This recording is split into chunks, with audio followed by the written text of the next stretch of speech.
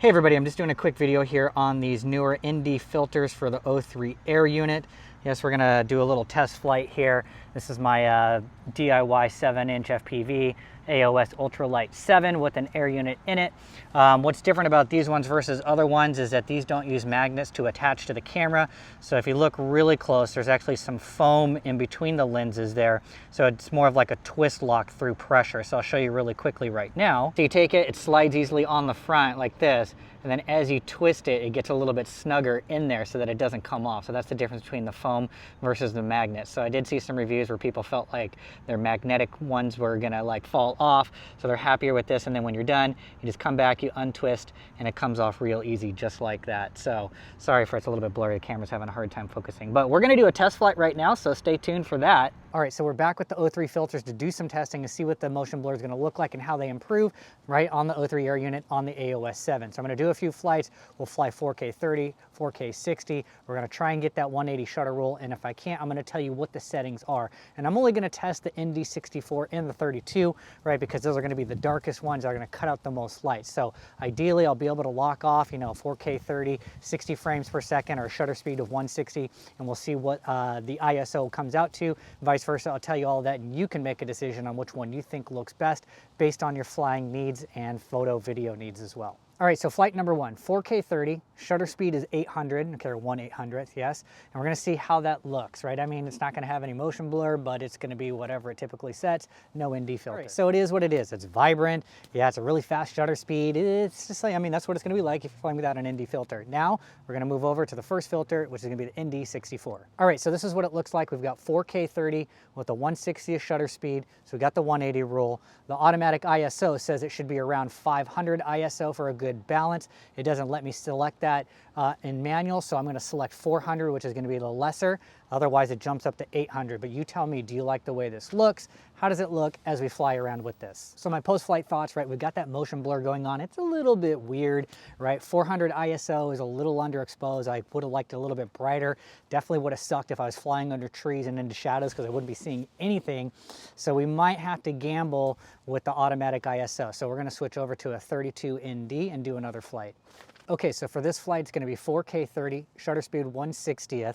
It auto said the ISO should be 320. I chose 400, so we've dropped down half a stop between Indy 64 and Indy 32. So it should be a little bit brighter for the same ISO, essentially. Let's see what this looks like. All right, so post-flight thoughts, looks about the same as the last one, just a little bit brighter, but same difference.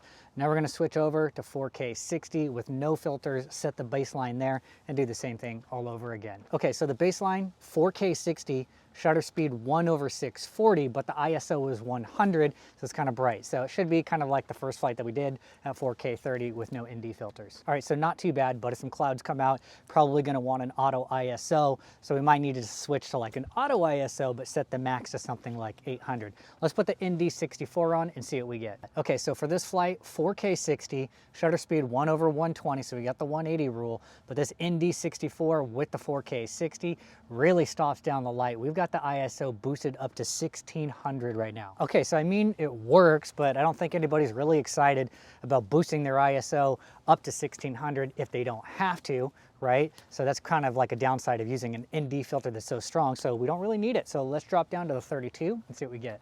All right, so for this flight, we're doing 4K 60, shutter still at 120.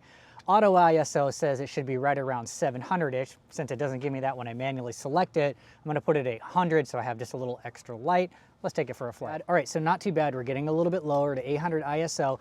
I think, obviously, if you're gonna have the ISO locked off, it's gonna suck if you're flying in shadows. So probably auto ISO is gonna be the way to go. And even right now, I mean, it's like 2 or 3 in the afternoon. It is winter, the sun's not as intense. I could probably get away with like an Indy 16 and have even more range. So I think I'm gonna probably do a couple flights with that or keep the 32 on, go fly through some of the shadows, have the auto ISO, and see if I can set like an EV compensation of like -3 or something like that so it doesn't overexpose when I'm in the shadows. All right, so for funsies, I put on the Indy 16. I've got ISO automatic on. Max is at 800 ISO. We're gonna go fly in the shadows and see if it's better, but right now it's still way too dark. So that was a little bit nicer with the Indy 16, flying into the shadows, having the ISO. Come on, get a little brighter here, camera, right? Just like that, yes? So I guess that's probably the way to go, the Indy 16, unless you plan on flying wide open and it's gonna be a clear day. Probably the 16 is where it's gonna be at, or the 32. I don't have any real reason to use the 64. Right now, it's just way too many stops of light coming off of it, but hopefully that helps you with your decision making. I like flying at 4K 60 more than 30. It's just too much motion blur, but it does look pretty cool when I'm flying over really low on the grass. I do like that motion blur. Yeah, maybe it'll grow on me, but I don't think so. I've been doing camera stuff for a long time and I like 4K 60.